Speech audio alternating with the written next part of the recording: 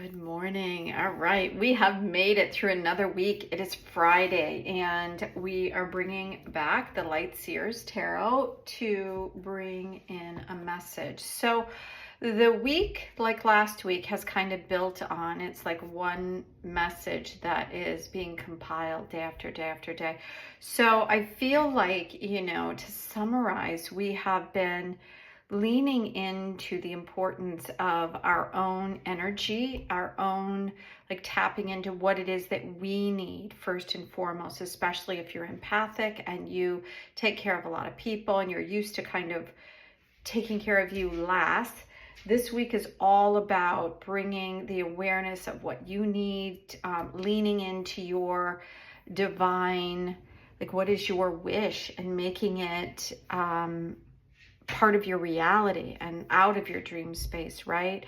And being able to come at everything, and the importance of this week about coming at everything from a heart-spaced place, leaning into what is really true for you and into your intuition, and letting go of the things that don't work. We had the the death card that came in about letting go of the things that have kind of kept you bound up, and the sun coming in to illuminate and to fill the space of whatever it is that we've let go with love and light and all those wonderful things. So that's the recap. What are the cards telling us this week? Okay, so there we go. That's the first.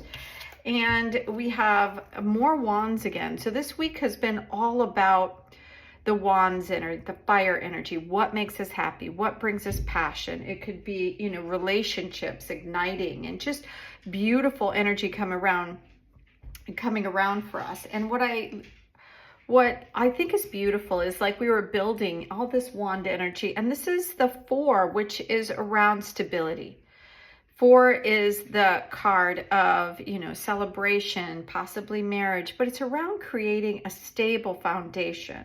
And so I think that all this week is asking us to get outside of the dream world and finally, turn the things that we want into reality for us and create a foundation for us to move forward. We were talking about how things were moving very fast and how things are, it's like it's hard to sometimes catch your breath. Now, interesting, so we see the progression here from 4 to 5. So we're moving ahead. And what I feel like is this is like overthinking. So it's asking you not to think about it too much. The swords energy is around. It could be conflict. It could be lots of different things. Like there was, maybe you had words with somebody, or maybe you're trying to share things that you're learning and other people are not hearing it on that same level. It's okay. One of the things that I just recently learned is that, and I kind of knew this all along, there are old souls and there are young souls.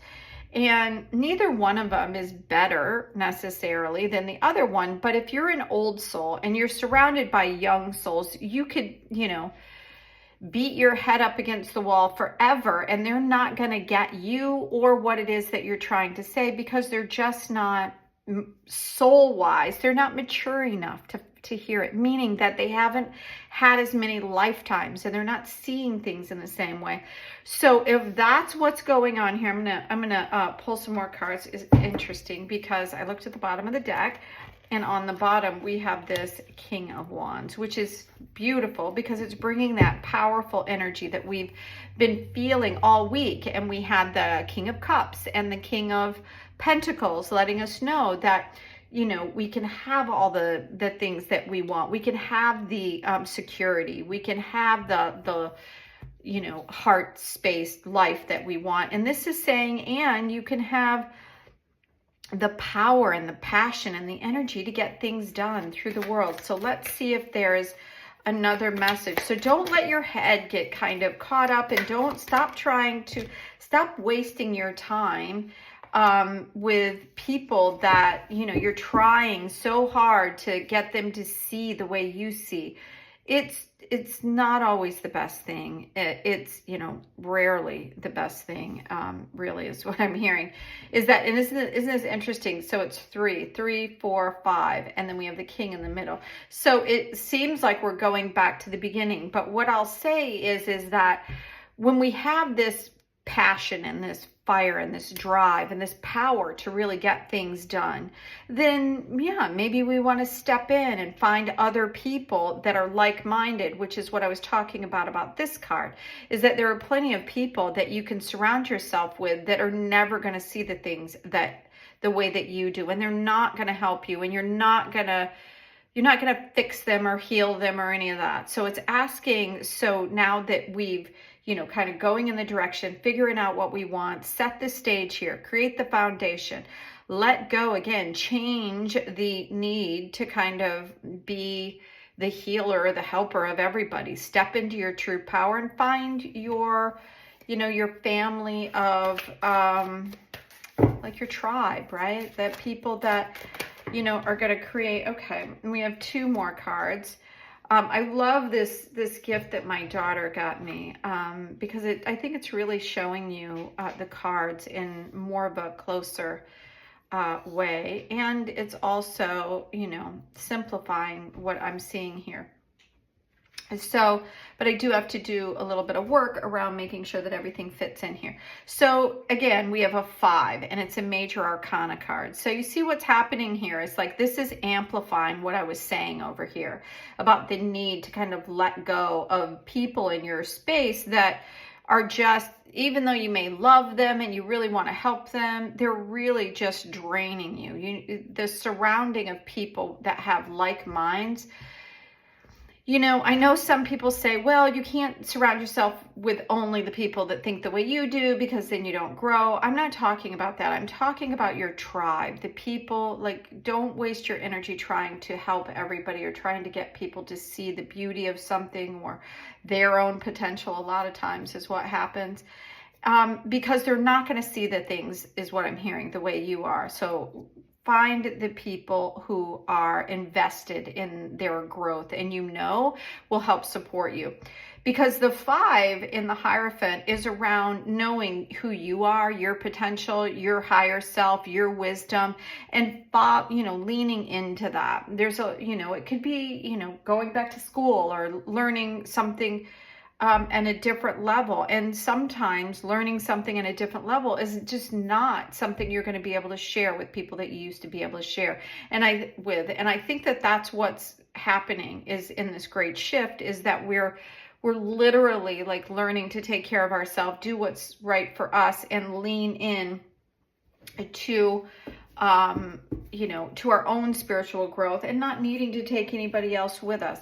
So we have another card here, and it does have some cards below it, but I really don't think we're going to go into that. So what I'm going to do is, this is asking you to think differently, to change the way you're thinking into this higher. You see, we have stairs here, and it's around changing. This is a new way of thinking. So if you're stuck in trying to like help everybody and you feel like it's part of your calling and part of your path, there, I think, has to be like an end point where you start, you know, if you're more frustrated trying to work with somebody, then it's time to step away, go into your highest wisdom and guidance. You can still love those people and want the best for them, but you don't have to invest so much of your information, let's say, that you want to share with others. You don't have to do that anymore. It's like you're stepping into higher and higher wisdom.